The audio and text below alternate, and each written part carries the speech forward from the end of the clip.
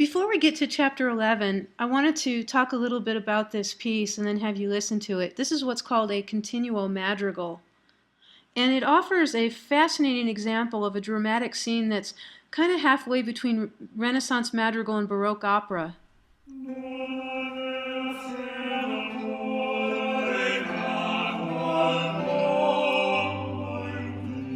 The first section features three male voices.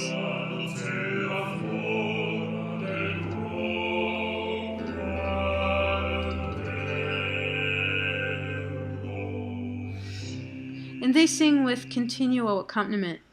In the second section, the male voices serve as a chorus that sets the scene and sings back up to this soprano's lament, its sad lament about love.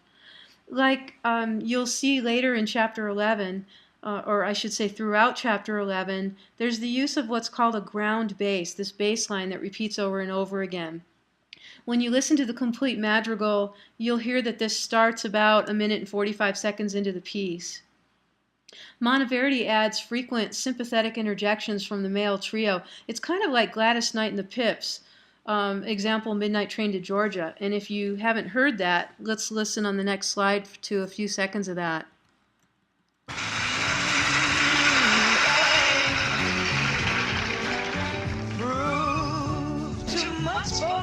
Too much for the man, he couldn't make it, so he's leaving out.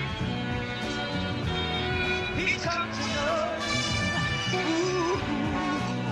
He said he's going back to mine, going back to mine. What's left of this world? I like that example from Gladys Knight and the Pips' Midnight Train to Georgia, where you hear the interjections from the male trio. In the madrigal, the final section returns to the three male voices. This beautiful work reflects Monteverdi's careful attention to the text, with extraordinarily wrenching dissonances, even for today, where appropriate.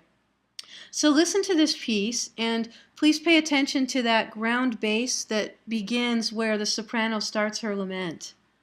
And also, to make it more enjoyable for you, please look at the text that's provided in a link there so that you can open a second window and listen to it while you follow the English translation.